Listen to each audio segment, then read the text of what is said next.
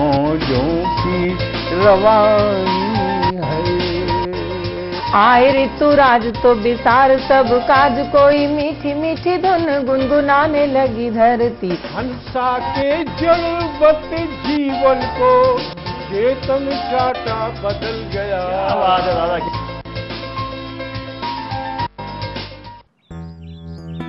Sir, बिटिया रानी driver के साथ भाग गई। भाग गई? जी भाग गई। अरे कोई बात नहीं, उसे तो बचपन से भागने का शौक है। सतमोला खाओ, कुछ भी पचाओ।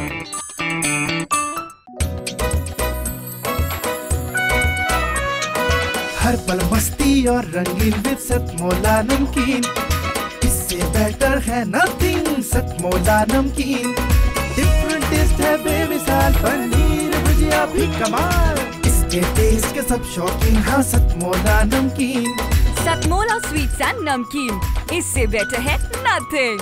हाँ सतमोला नमकीन। सीएम साहब, हमारे 30 विधायक अपोजिशन पार्टी में चले गए। अब आप सीएम नहीं रहे।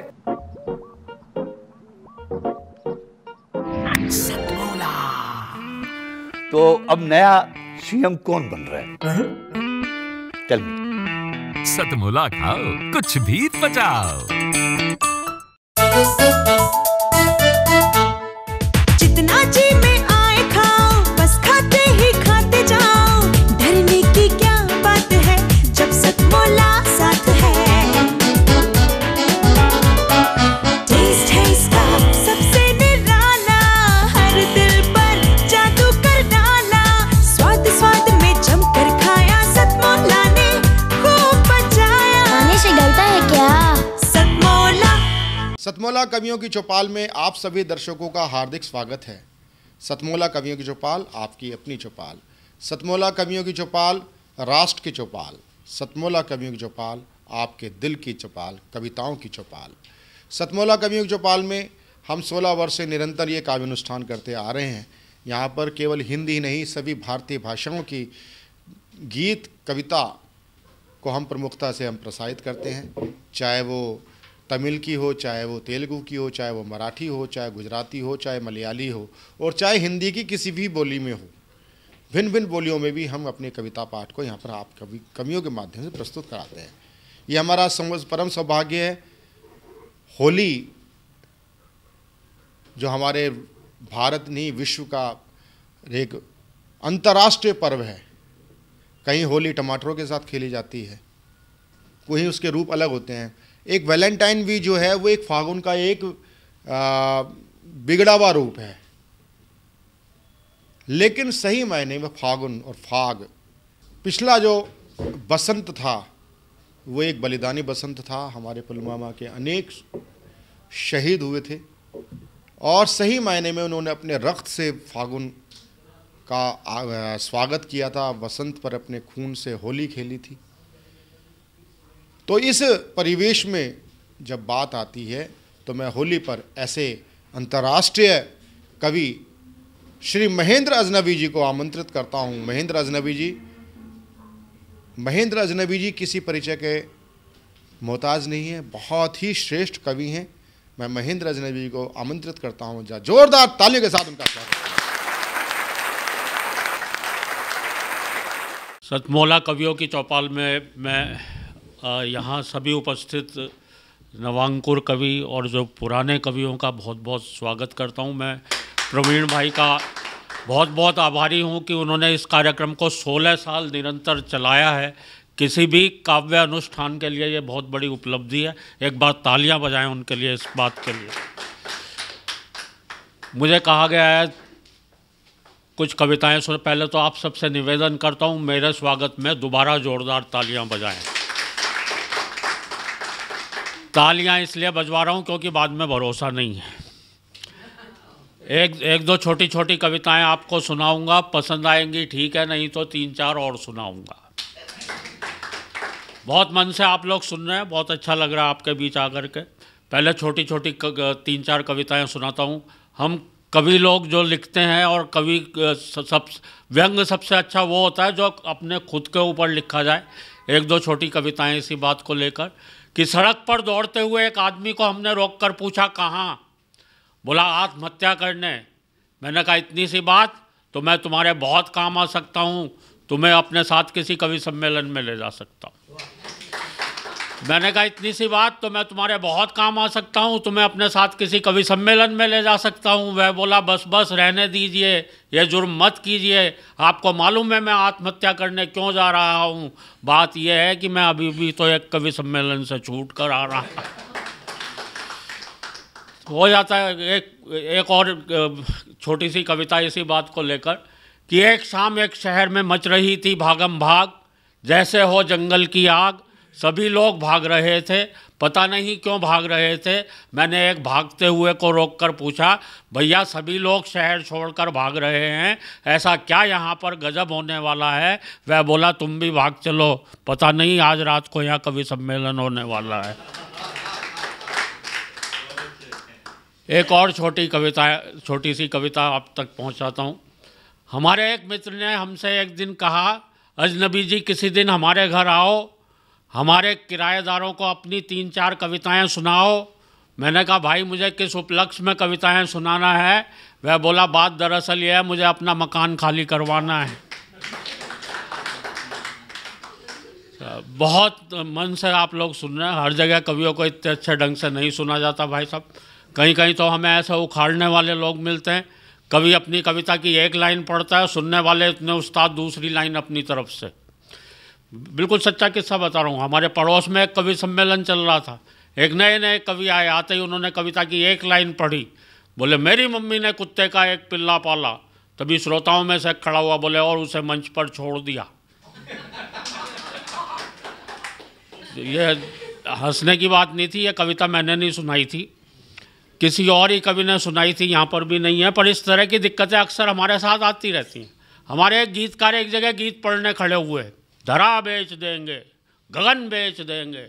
तभी पब्लिक में से खड़ा हो गया, बोले भैया ये बता दे फिर कहाँ रहेंगे जब सारी चीज़ें बेच दो। और अभी तो मैं पिछले दिनों जेल में गया, आप लोग आश्चर्य ना करें, वहाँ कवि सम्मेलन था।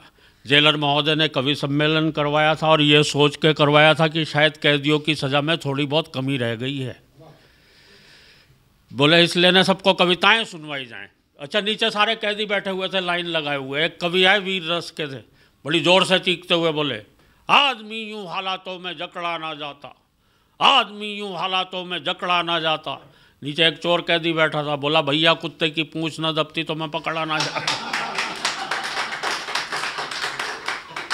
तो हमें तो ऐसी जगह जाकर के भी कविताएं पढ़नी पड़ती हैं। बहुत मन से आपने सुना है। अच्छा देखिए, कवि की एक मजबूरी होती है, उसे कोई कवि बहुत संवेदनशील होता है। आप सभी यहाँ पर संवेदनशील लोग बैठे हुए हैं, बहुत संवेदनशील होता है। उसे कोई ठीक से सुन ले, उसकी कविता ठीक से सुन ले तो उसे अच्छा लगता है। अच्छा कोई सुने नहीं भाई साहब, उसे मायूसी सी होती है। अच्छा सुने भी नहीं, साथ में हूट भी कर दे तो भाई साहब उसका दिल टूट सकता है। उसका असर मतलब इतना समय उसका दिमाग तक पर असर पड़ सकता है। मैं सही बता रहा हूँ, ऐसा मेरे साथ एक जगह हो चुका। पब्लिक ने मुझे इतनी बुरी तरह से हूट किया, इतनी बुरी तरह से हूट किया कि सीधा असर मेरे दिमाग पर पड़ा, मेरी याददाश्त चली गई, मुझे भूलने की बीमारी लग गई। अभी मैं कुछ कह रहा था यहाँ पे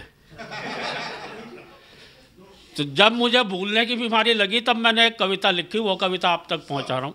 एक बार तालियाँ बजाकर मन दें।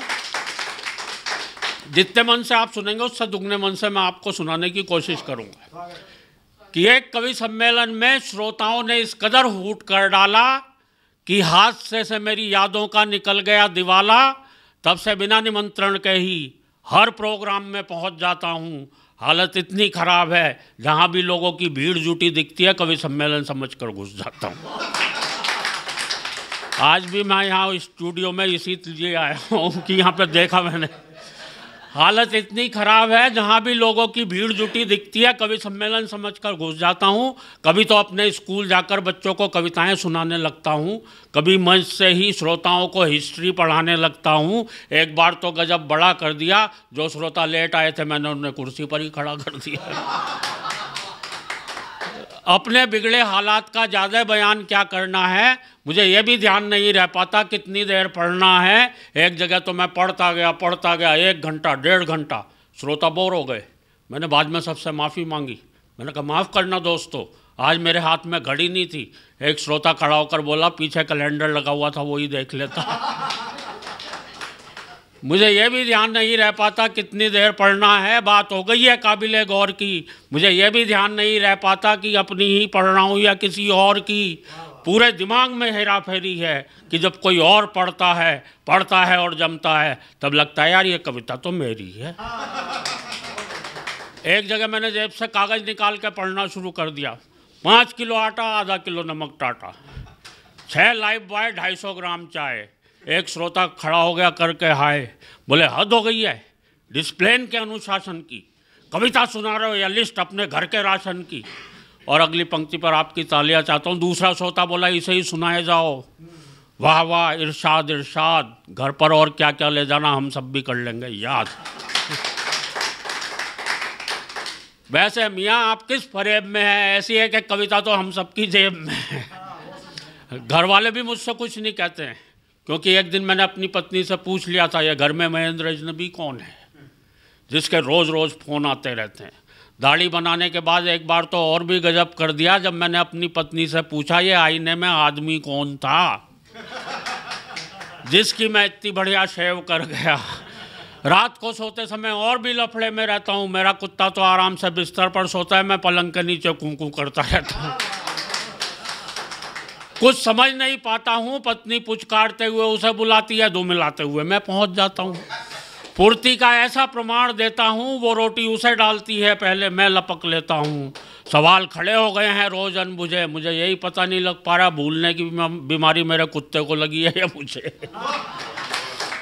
और दोस्तों भूलने का आलम यह है, तेल हाथ में लिया सर पे मलना भूल गए, कुर्सी पर बैठे उठना भूल गए, चौराहे पर खड़े हुए चलना भूल गए। और भूलने पर बहुत नई बात कहने जा रहा हूँ, आपकी तालियां चाहता हूँ। चौराहे पर खड़े हुए चलना भूल गए, और दोस्तों गंजे भी इसलिए हो गए क्योंकि मेरे सर के बाल उगना भूल गए।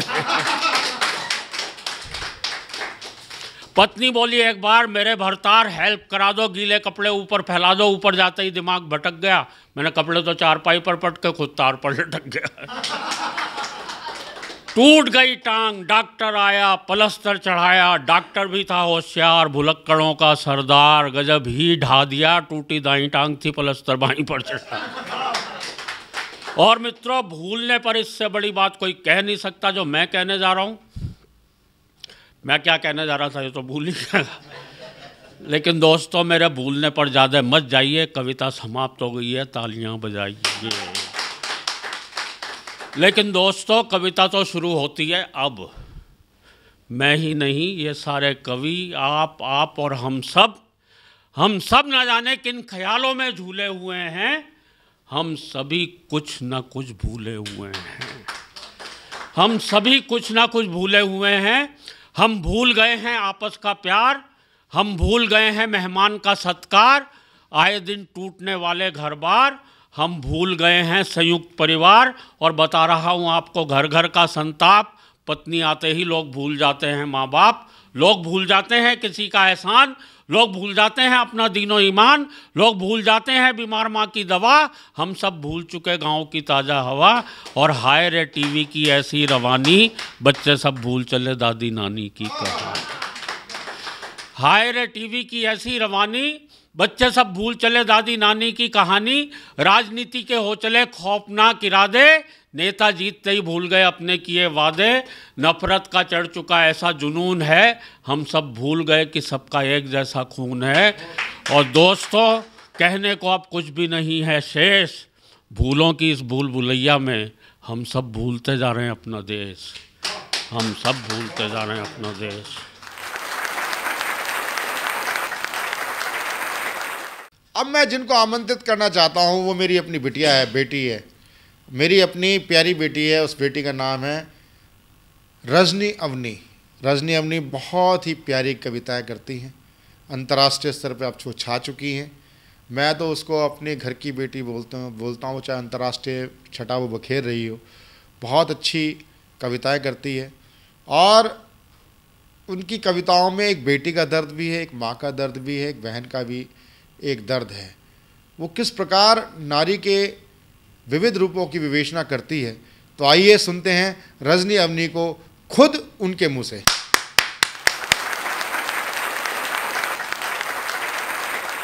फागुन गीत आपके बीच रखती हूँ। होली हमारे बीच नज़दीक है एकदम।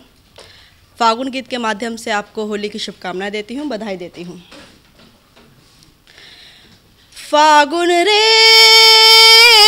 आयो रे, आयो रे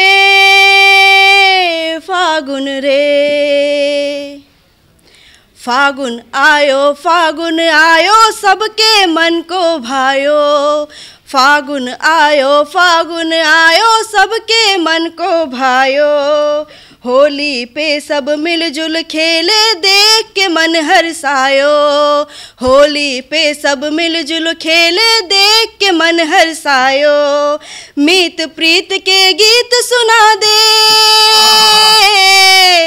मीत प्रीत के गीत सुना दे, मन ललचायो रे कि फागुन आयो रे, फागुन झूम के आयो रे, फागुन आयो रे, फागुन झूम के आयो रे। और फागुन में प्रकृति क्या कहती है कि टेसू फूल खिले उपवन में सरसों भी लहराए, टेसू फूल खिले उपवन में सरसों भी लहराए, भंवरे अपनी धुन में गाए कलियां सुन शर्माए, भंवरे अपनी धुन में गाए कलियां सुन मुस्काए, प्रियतम के सूने गालों पर, प्रियतम के सूने गालों पर रंग चढ़ आयो रे कि फागुन आयो रे, फागुन झूम के आयो रे, फागुन आयो रे, फागुन झूम के आयो रे। कैसी महिमा रची प्रभु ने कैसा शुभ दिन आयो, कैसी महिमा रची प्रभु ने कैसा शुभ दिन आयो, होलिका जल गई प्रहलाद बच गए हिरणाकुश पछतायो, होलिका जल गई प्रहलाद बच गए हिरणाकुश पछतायो, तीज त्योहारों में ही अनेकों, तीज त्योहारों में ही अनेकों रूप समायो रे कि फागुन आयो रे, फागुन झूम के आयो रे कि फागुन आयो रे, फागुन झूम के आयो रे। और होली, ब्रज की होली के क्या कहने हैं, ब्रज की होली आपके सभी के बीच रखती हूँ कि ब्रजवासी सब खेल रहे हैं कान्हा संग हुरियारी, ब्रजवासी सब खेल रहे हैं कान्हा संग हुरियारी, राधा की भीगी चोली छब लागे अति ही निराली, राधा की भीगी चोली छब लागे अति ही निराली, देख के चंचल नैन से रसिया, देख के चंचल नैन से रसिया जो शर्मायो रे कि फागुन आयो रे, फागुन झूम के आयो रे कि फागुन आयो रे, फागुन झूम के आयो रे। और ये होली क्या संदेश देती है आप सभी के बीच रखती हूँ कि द्वेष भाव सब भूल गले मिल खेलो प्रेम की होली, द्वेष भाव सब भूल गले मिल खेलो प्रेम की होली, उन बातों पर कैसी चिंता होनी थी जो होली, उन बातों पर कैसी चिंता होनी थी जो होली, मन से मन का बैर निकालो, मन से मन का बैर खुशी ने समा सजायो रे कि फागुन कि फागुन आयो रे, फागुन झूम के आयो रे कि फागुन आयो रे, फागुन झूम के आयो रे कि फागुन आयो रे, फागुन झूम के आयो रे।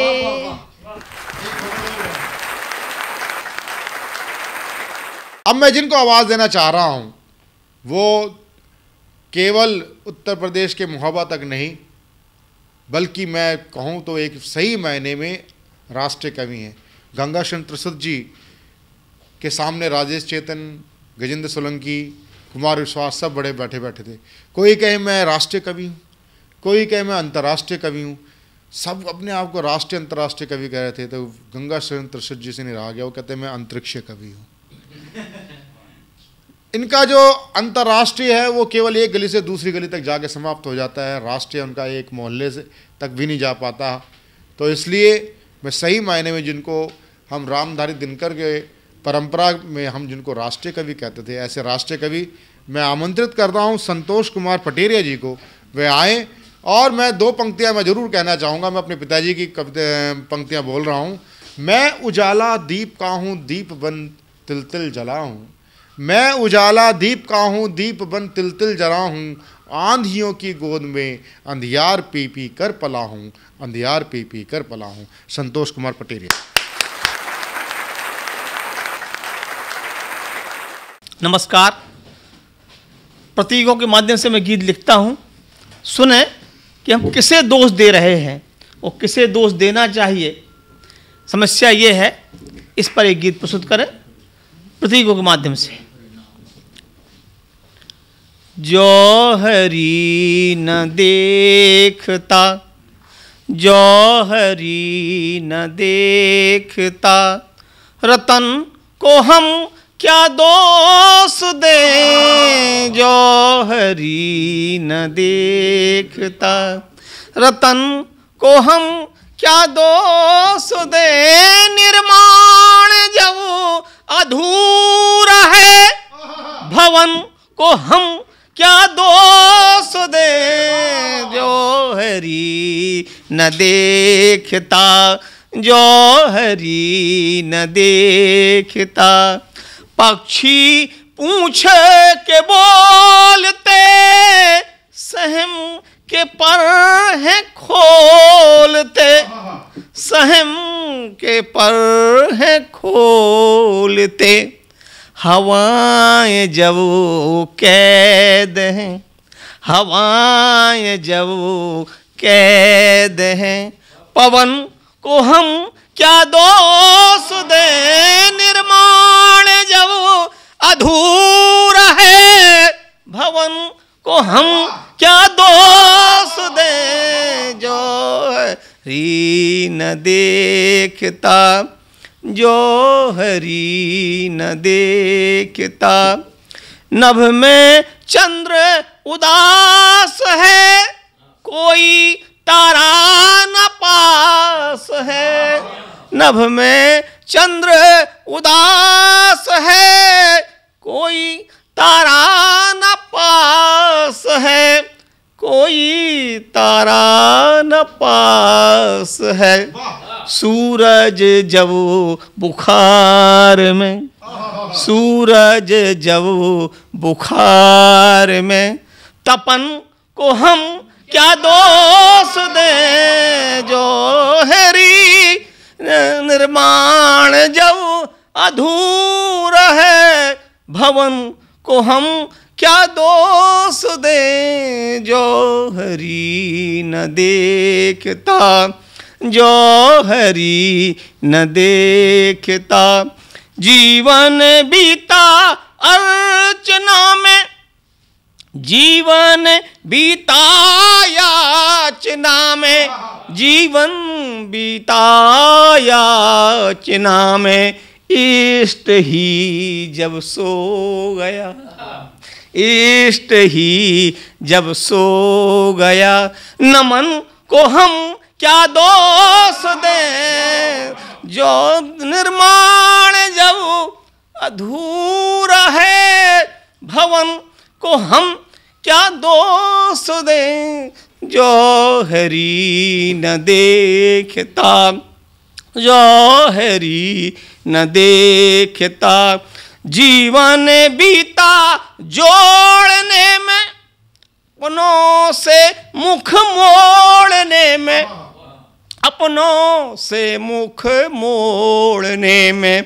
मुर्दा हाथ पसारे है, मुर्दा हाथ पसारे है, कफन को हम क्या दोष दें। मुर्दा हाथ पसारे है, मुर्दा हाथ पसारे है, कफन को हम क्या दोष दे, निर्माण जब। आखिर अर्थ अलंकृत ज्ञान सारे, चंद्र प्रबंध विधान जैसा, वेदों के दरमियान दे दे मेरे भगवान। आखिर अर्थ अलंकृत ज्ञान सारे, चंद्र प्रबंध विधान जैसा, वेदों के दरमियान दे दे मेरे भगवान। न मांगू मैं हीरा मोती, न मांगू मैं राज, न मांगू मैं हीरा मोती, न मांगू मैं राज। आज तेरे से मांग रहा हूँ ये हरफों का अंदाज, साज पे ताल कंठ में ज्ञान भर दे, मेरी कलम में जान दे दे मेरे भगवान, दे दे मेरे भगवान। तू ही शारदा तू ही सरस्वती, गौरा गुरु महेश। तू ही शारदा तू ही सरस्वती, गौरा गुरु महेश। जैसी जाकी रही भावना वैसा उसका शेष तुम, कहते कभी पुराण तुम्ही हो, धरती और आसमान आपकी अजब निराली शान। दे दे मेरे भगवान, दे दे मेरे भगवान। और ईश्वरीय वंदना के बाद मैं एक रचना पाठ देता हूं, एक रचना देता हूं आपको, जो कि मेरी पहचान की कविता है, थानों की जंग। और ये दिल्ली के उन सभी थानों को लेकर के भ्रष्टाचार पर एक व्यंग है। बहुत पुरानी रचना है, तो मैं शुरू करता हूं, आप लोग इसका आनंद लीजिए। कि थाने जनसेवक की टोली है, देखिए जनाब पीकर भंग एक थाने ने दूसरे की कैसे पोल खोल ली है। जब चढ़ गई ज्यादा भंग होकर दबंग शेखी मारने लगा पहाड़गंज, कमाई के मामले में हमसे पीछे है दरियागंज। सुनकर पहाड़गंज की भड़क, लाहौरी गेट भी हो गया कड़क, बोला जो भी उसका बढ़ाता हूं वेट, अरे कश्मीरी गेट से कुछ ज्यादा ही भरता हूं पेट। जब बात आई पेट की रुक नहीं सका ओखला, कहने लगा बड़े बड़े इंडस्ट्रियलिस्ट को कर दिया हमने खोखला। झूमती डगर नशे में था मुखर्जी नगर, बोला सबको कर दूंगा डाउन, अबे सट्टेबाजों का बाप है मॉडल टाउन। महल से निकल चांदनी ने ली अंगड़ाई, और पड़ोसी थाने नबी करीम से आंख लड़ाई। कहा मार्केट में कमला को नचाता है, फिर भी पैसा ना लेने की कसम खाता है। इनकी सुनकर तिलक मार्ग बोला, सबकी कमाई में हरकत है, मंदिर की कमाई में बरकत है। सबकी कमाई में हरकत है, मंदिर की कमाई में बरकत है। मंगोलपुरी, कल्याणपुरी, सुल्तानपुरी, सीमापुरी, कल्याणपुरी ने भंग के ऊपर पीली थैली और अपनी जबान खोली, हमसे ज्यादा धंधा कराती है कोतवाली। और अगली पंक्तियां देखिएगा कि बैंक फ्रॉड के मामले में अपनी है फर्स्ट प्लेस, दबी जबान में कहता है कनॉट प्लेस। मेरे इलाके में भी पॉकेट मार नहीं है कम, अव्वल दर्जे पर है वेलकम। भंग ने दिखाया ऐसा रंग, चांदनी चौक के बोल सुन सब रह गए दंग। अपन को नहीं कोई डर, भाई हैं अपने बिल्डर। और एक उपमा देखिएगा, और आपको साउथ दिल्ली के कुछ थानों की तरफ लेकर के चलता हूं कि धरकर रूप चंडी का कालकाजी घुर्राई। गांधी, पटेल, लाजपत, मालवीय नगर, तुम भी भटक गए अपनी डगर, तोड़ दिए सारे आदर्श और उसूल, जानती हूं कहां से करते हो हफ्ता वसूल। सदर बाजार ने करोल बाग पर फिक्रा कसा, नशे में हूं बेटे आज तू मेरे चुंगल में फंसा। इनकी सुनकर मॉरिश नगर जोर से हंसा, हंसते हंसते उसकी सारी उतर गई। बोला कुछ ही थाने तो है मलाईदार, हम तो एक कोने में पड़े हैं बेकार। सोच समझ कर बोलो, गधे और घोड़ो सबको एक तराजू में मत तोलो। कुछ थाने वसूलते हैं व्यापारियों से पत्ती, वत्स अपनी तो किस्मत में लिखी है अफसरों की दुलत्ती।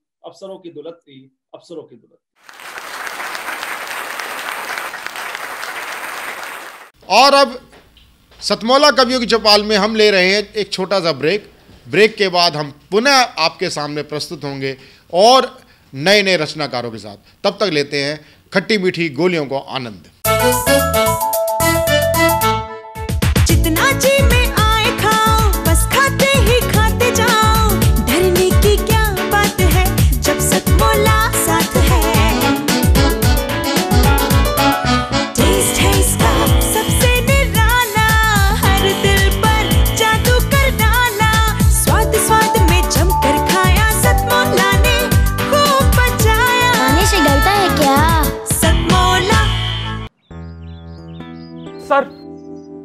बिटिया रानी ड्राइवर के साथ भाग गई।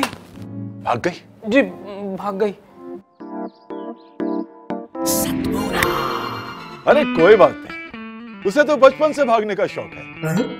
सतमोला खाओ, कुछ भी पचाओ।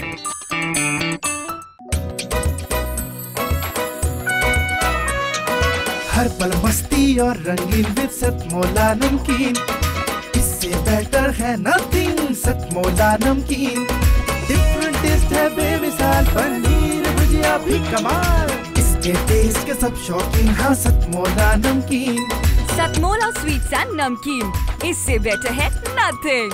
हाँ सतमोला नमकीन। सीएम साहब, हमारे 30 विधायक अपोजिशन पार्टी में चले गए। अब आप सीएम नहीं रहे। सतमोला। तो अब नया सीएम कौन बन रहा है?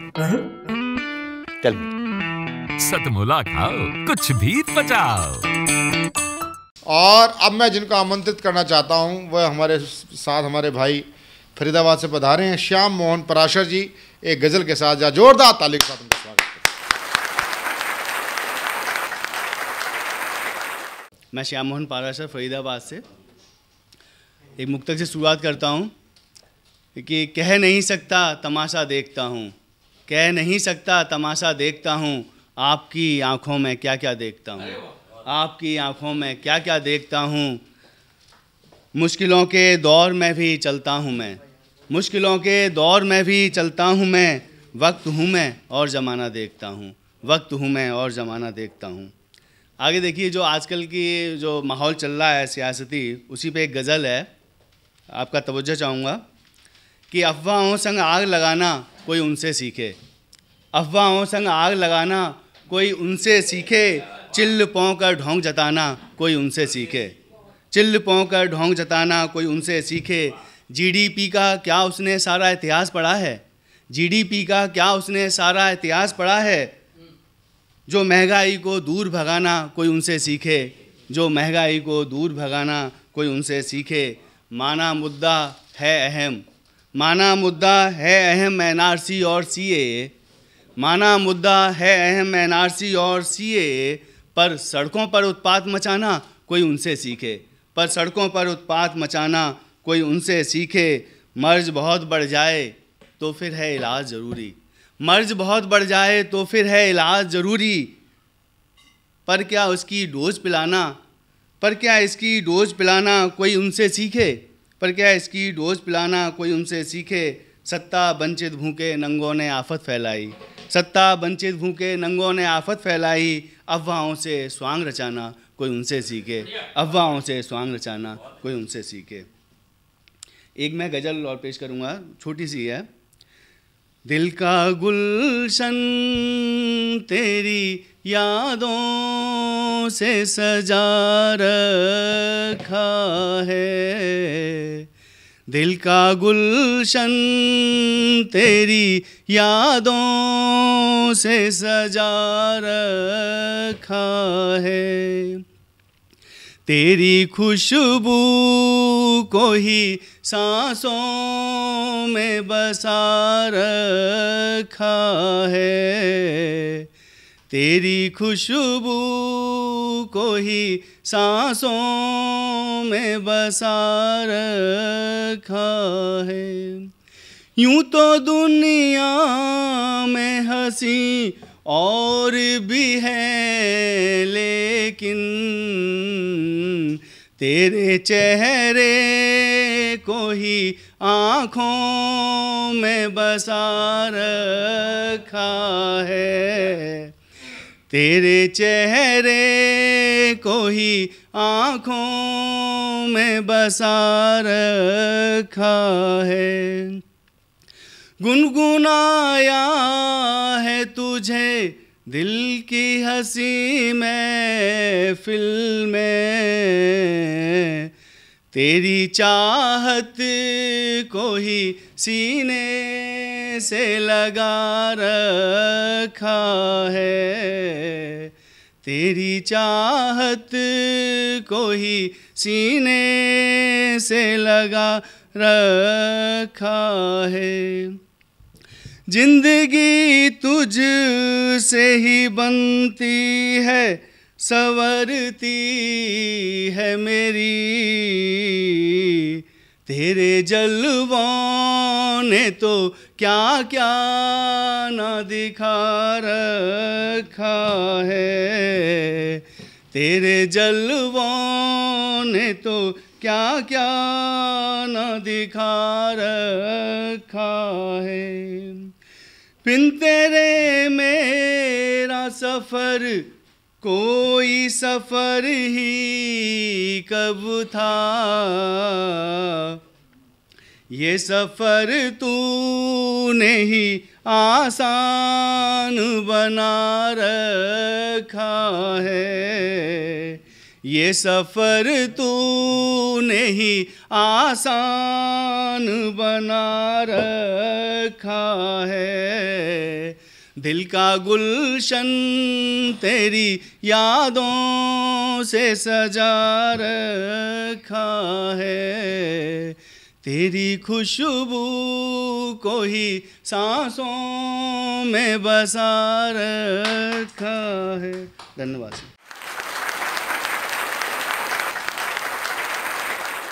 दिल्ली से हमारे बीच में पधारी उषा चित्रांशी जी को उषा चित्रांशी जी आए और अपनी कविता का प्रसाद सबको दें।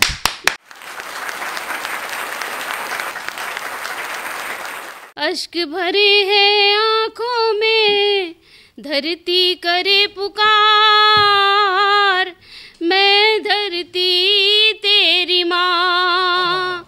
ओ मैं धरती तेरी माँ। अश्क भरे हैं आँखों में, धरती करे पुकार, मैं धरती तेरी माँ। हो मैं धरती तेरी माँ। मैं माँ तुम्हारी हूँ, मेरे टुकड़े ना बांटो। मैं माँ तुम्हारी हूँ, मेरे टुकड़े ना बांटो। अहले वतन पर मिट जाओ, मगर ना खून से खेलो। अहले वतन पर मिट जाओ, मगर ना खून से खेलो। पूत कपूत बने हैं सारे, मैं हो गई लाचार, मैं धरती तेरी माँ। हो मैं धरती तेरी माँ। सिसकियाँ ले रही मानवता, आदर्शों ने दम तोड़ा। सिसकियाँ ले रही मानवता, आदर्शों ने दम तोड़ा। चिता जली है प्रेम की, नफरत का हुआ बसेरा। चिता जली है प्रेम की, नफरत का हुआ बसेरा। आग भड़कती है हिंसा की, होता अत्याचार, मैं धरती तेरी माँ। हो मैं धरती तेरी माँ।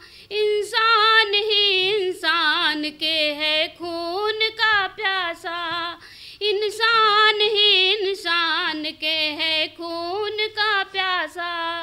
धर्म अनेकों हैं पर एक है माता, धर्म अनेकों हैं पर एक है माता। हाथ जोड़ कर विनती करती, आपस में कर लो प्यार, मैं धरती तेरी माँ। ओ मैं धरती तेरी माँ। श्री राम सा बेटा मेरी ही कोख से जन्मा, श्री राम सा बेटा मेरी ही कोख से जन्मा। जमी बन जाए रे जन्नत, उसने देखा ये सपना, उसके सपनों को आज तुम कर देना साकार, मैं धरती तेरी माँ। हो मैं धरती तेरी माँ। एक बात कहती हूँ जरा गौर से एक बात कहती हूँ जरा गौर से सुनना, ये मैं नहीं कहती, वेदों का है ये कहना, ये मैं नहीं कहती, वेदों का है ये कहना। हद से ज़्यादा जुल्म बढ़ेगा, डूबेगा संसार, मैं धरती तेरी माँ हो, मैं धरती तेरी माँ, मैं धरती तेरी माँ। एक शजर जब जवान होता है, पंछियों का मकान होता है। एक शजर जब जवान होता है, पंछियों का मकान होता है। वो महल के समान होता है, जिस पे अपना मकान होता है। एक शजर जब जवान होता है, एक अखबार जिसको कहते हैं, एक अखबार जिसको कहते हैं, एक अखबार जिसको कहते हैं। बेजुबां की जुबान होता है। एक शजर जब जवान होता है, पंछियों का मकान होता है। एक शजर जब जवान होता है, एक औरत के वास्ते उसका, एक औरत के वास्ते उसका, एक औरत के वास्ते उसका, घर ही सारा जहान होता है।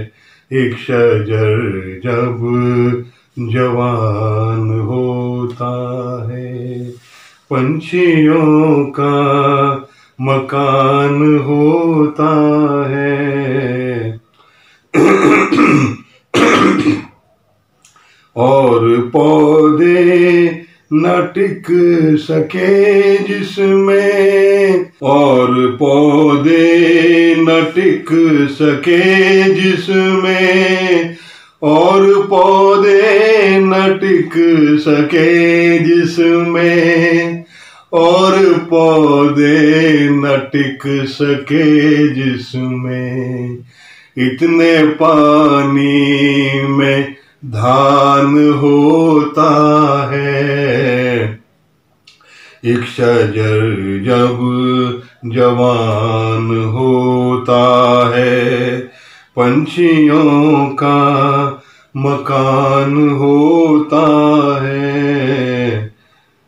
अपने बेटे का 1 रुपया भी, अपने बेटे का 1 रुपया भी, अपने बेटे का 1 रुपया भी, माँ को 100 के समान होता है। एक शजर जब जवान होता है, पंछियों का मकान होता है। काम आता है दूसरों के भी, काम आता है दूसरों के भी, काम आता है दूसरों के भी। जर से बेहतर ये ज्ञान होता है, एक शजर जब जवान होता है। पंछियों का मकान होता है, देने वाला नजर न आए तब, देने वाला नजर न आए तब, देने वाला नजर न आए तब।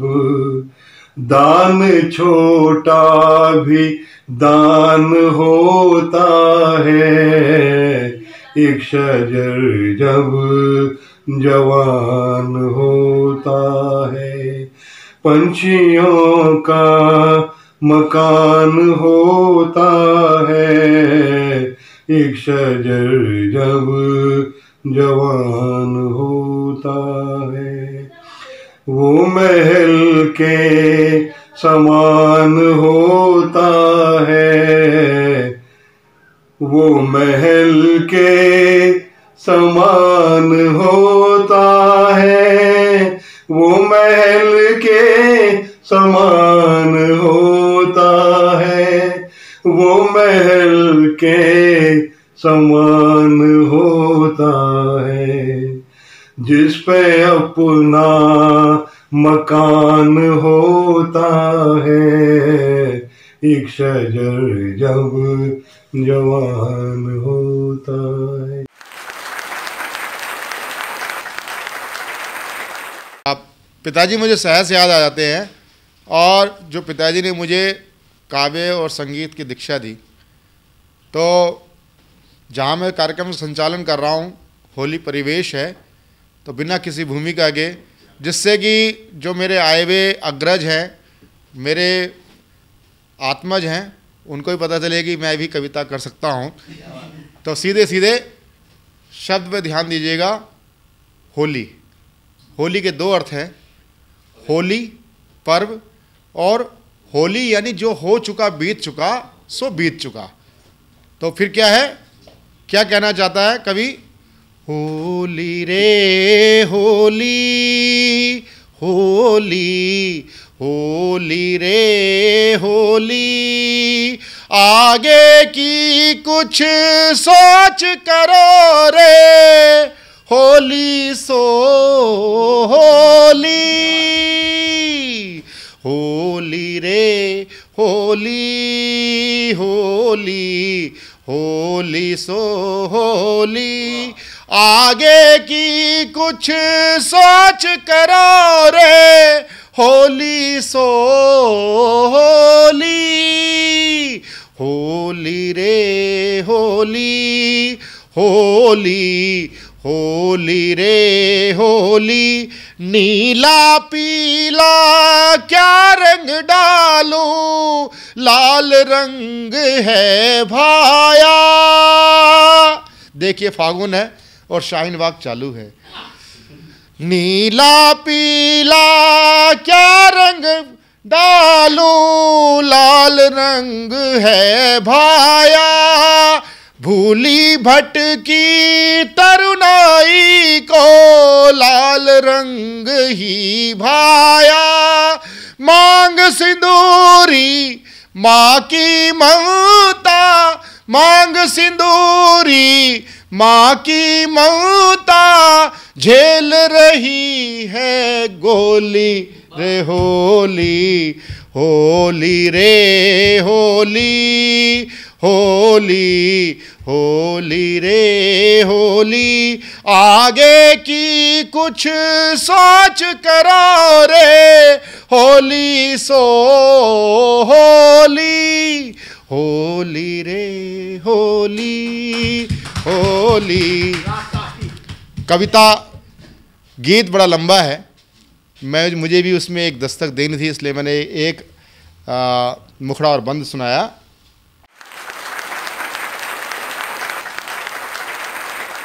तो ये था हमारा सतमोला कवियों की चौपाल का एपिसोड।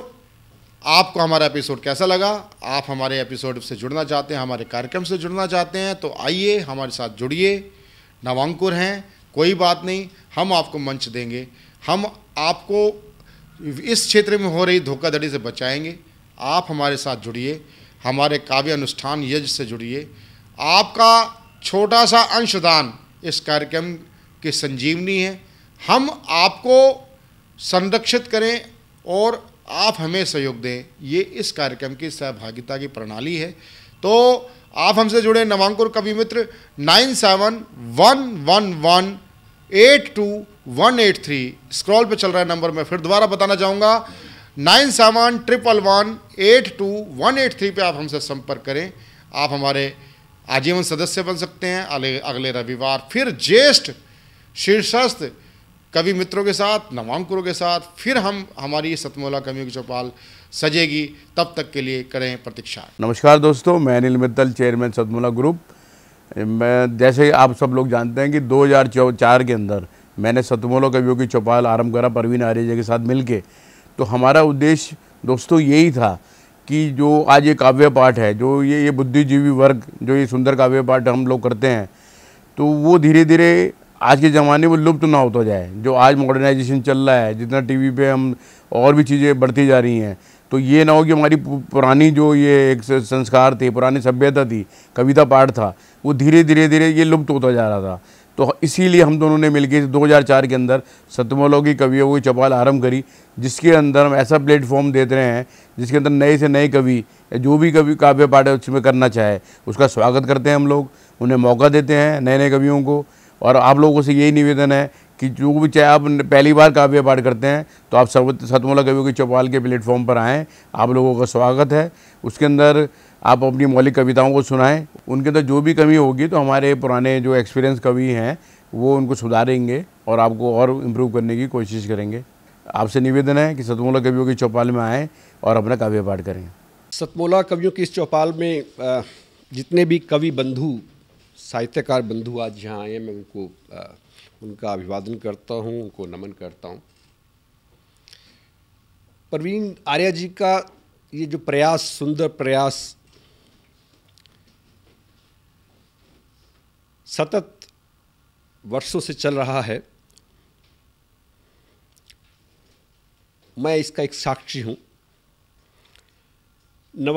नवांकुर कवियों को जो ये मंच सतमोला कवियों की चौपाल जो प्रस्तुत करती है, ये बहुत सराहनीय और प्रशंसनीय प्रयास है। आज के इस कार्यक्रम में मैं उपस्थित रहा।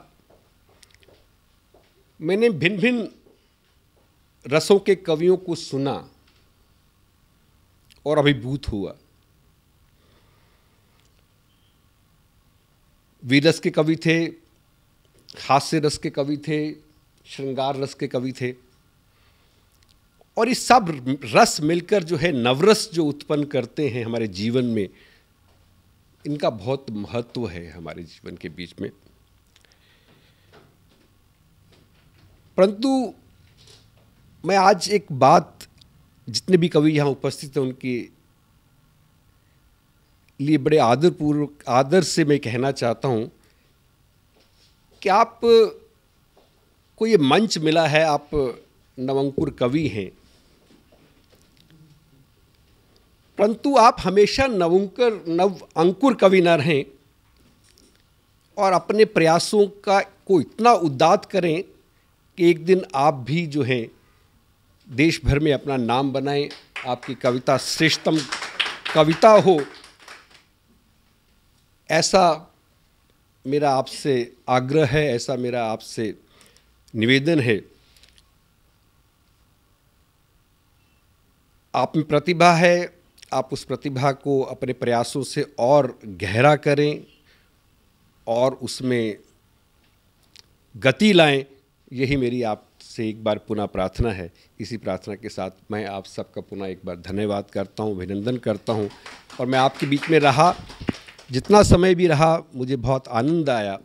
मैं बहुत अच्छी यादें आज के इस कार्यक्रम से लेकर वापस जाने वाला हूँ। मैं आपको बहुत शुभकामनाएं देता हूँ, आपको बहुत साधुवाद देता हूँ। बहुत धन्यवाद आप सभी का। अखिल भारतीय साहित्य परिषद द्वारा संचालित सतमोला कवियों की चौपाल नामक ये जो कार्यक्रम है, ये अपने आप में इसलिए महत्वपूर्ण है कि केवल ये कार्यक्रम ही नहीं है, बल्कि यहाँ पर नवांकुर, नए नए कवि, नई नई कवयित्रियाँ इस मंच पर आकर के अपनी कविताओं को प्रस्तुत करती हैं, जो सारे संसार के अंदर जाता है। तो ये बहुत बड़ा मंच है, एक प्रकार से कार्यशाला जैसी है ये। तो इसलिए आप सभी लोग इस कार्यक्रम से जुड़ें, नए नए बच्चे यहाँ पर आएँ, बहुत अच्छा लगेगा। हमारा आशीर्वाद इस पूरी संस्था के लिए है, सतमोला कवियों की चौपाल के लिए है, और आप सभी के प्रति हमारा मन में बहुत स्नेह है, बहुत प्यार है। आप सब आएँ और इस प्रकार से यहाँ पर अपनी कविताओं को इस मन से सुना करके उपकृत हों और उपकृत करें भी हम सभी।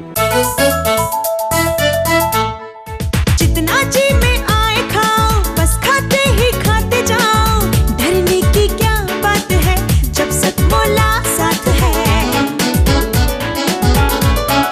टेस्ट है इसका सबसे निराला, हर दिल पर जादू कर डाला, स्वाद स्वाद में जमकर खाया, सतमोला ने खूब बचाया। खाने से डरता है क्या? सतमोला। सर, बिटिया रानी ड्राइवर के साथ भाग गई। भाग गई? जी, भाग गई। अरे कोई बात नहीं, उसे तो बचपन से भागने का शौक है। सतमोला खाओ, कुछ भी पचाओ।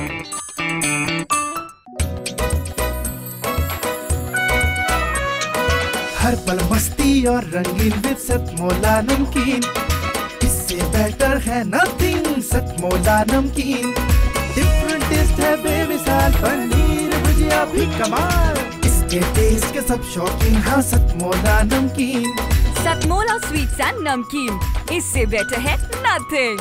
हाँ सतमोला नमकीन। सीएम साहब, हमारे 30 विधायक अपोजिशन पार्टी में चले गए, अब आप सीएम नहीं रहे।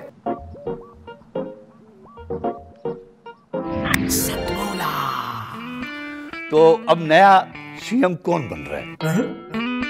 चल सतमोला खाओ, कुछ भी पचाओ।